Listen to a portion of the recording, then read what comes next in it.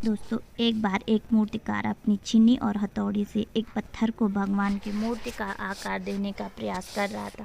जैसे ही वह छीनी पर अपना हथौड़ा चलाता, वह पत्थर चिल्लाने लगता और कहने लगता कि ये क्या कर रहे हो, मुझे इतना मार क्यों रहे हो, मुझे बहुत दुख हो रहा है, तकलीफ़ हो रही है, पीड़ा हो रही है, मुझे अपने हाल पर छोड़ दो और यहाँ से चले जाओ। मूर्तिकार ने उस पत्थर से कहा, मुझे बहुत अच्छे से पता है कि तुम्हें बहुत ज़्यादा दर्द हो रहा है, तकलीफ़ हो रही है और बहुत ही ज़्यादा पीड़ा में हो, लेकिन यदि आज तुमने इस दर्द को नहीं सहा, इस तकलीफ़ को नहीं सहा, तो जीवन भर तुम यहीं इसी प्रकार से पड़ी रहोगे। मुझे पता है कि तुम्हें आगे बढ़ने की अपार संभावना है, तुम एक बहुत अच्छे पत्थर हो, लेकिन यदि तुम इस प्रकार से रहोगे तो कभी भी आगे नहीं बढ़ पाओगे। इतना कहकर मूर्तिकार औजार उठाए ही थे कि पत्थर फिर से चिल्लाने लगा, गिड़गिड़ाने लगा और विनती करने लगा कि मुझे अपने हाल पर छोड़ दो। मुझे पता है कि जीवन के लिए कौन सी चीज़ सही है और कौन सी चीज़ गलत है। मुझे बहुत ज़्यादा दर्द हो रहा है, मैं अब इस तकलीफ़ को बहुत ज़्यादा नहीं सह सकता।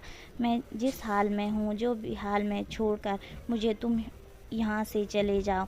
उस मूर्तिकार ने फिर से उस पत्थर को समझाने की कोशिश की, ज़्यादा अधीर मत बनो और अपने सब्र को बनाए रखो, थोड़ी देर और इस दर्द को सहो।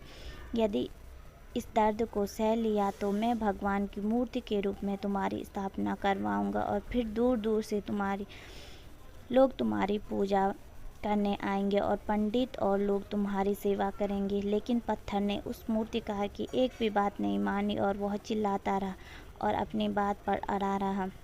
मूर्तिकार ने उस पत्थर को समझाने की बहुत कोशिश की, लेकिन वो पत्थर नहीं माना। अब मूर्तिकार भी थक चुका था और वह पत्थर को छोड़कर आगे बढ़ गया और थोड़ी ही दूर जाकर देखा कि एक और बहुत ही अच्छा पत्थर वहाँ पड़ा हुआ है और उसने अपनी छीनी और हथौड़ी को उठाया और उस पत्थर को मूर्ति बनाने के लिए वो तैयार हो गया। मूर्तिकार ने छीनी और हथौड़ी का वार दूसरे पत्थर पर जारी रखा। दूसरे पत्थर को भी दर्द हुआ, तकलीफ हुई, उससे भी हुई, लेकिन उस पत्थर ने बर्दाश्त कर लिया और देखते ही देखते थोड़ी समय के बाद उस पत्थर ने भगवान की मूर्ति रूप धारण कर दिया। थोड़ी दिन बाद उस मूर्ति की एक मंदिर में स्थापना हो गई। धीरे धीरे करके लोग वहाँ पूजा पाठ करने लगे, लोगों की मन्नतें वहाँ से पूरी होने लगी और वह मंदिर बहुत ही ज़्यादा प्रसिद्ध हो गया।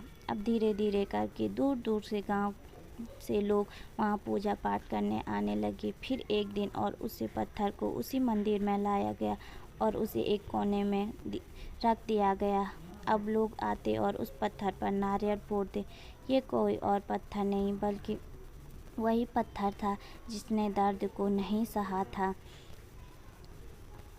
अब वो पत्थर मन ही मन बहुत ज़्यादा पछता रहा था, दुखी हो रहा था और अपने आप से कह रहा था कि काश मैं उसी दिन उस दर्द को, उस तकलीफ़ को सह लिया होता तो आज लोग मेरी भी पूजा करते।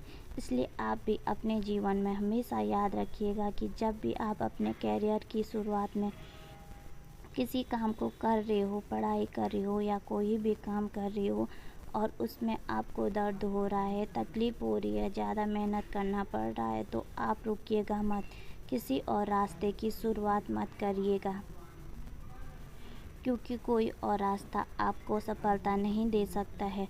आपको उस दर्द को, उस तकलीफ़ को सहना ही होगा और उस दर्द और उस तकलीफ़ को सहकर आप ज़्यादा मजबूत बनेंगे और तब आप अपने जीवन में आगे बढ़ पाएंगे। दोस्तों, अगर आप लोगों को ये वीडियो पसंद आई हो तो लाइक, शेयर और सब्सक्राइब करें। मिलती हूँ आप लोगों को ऐसी ही दूसरी वीडियो में। जय हिंद, जय भारत, जय देवभूमि उत्तराखंड।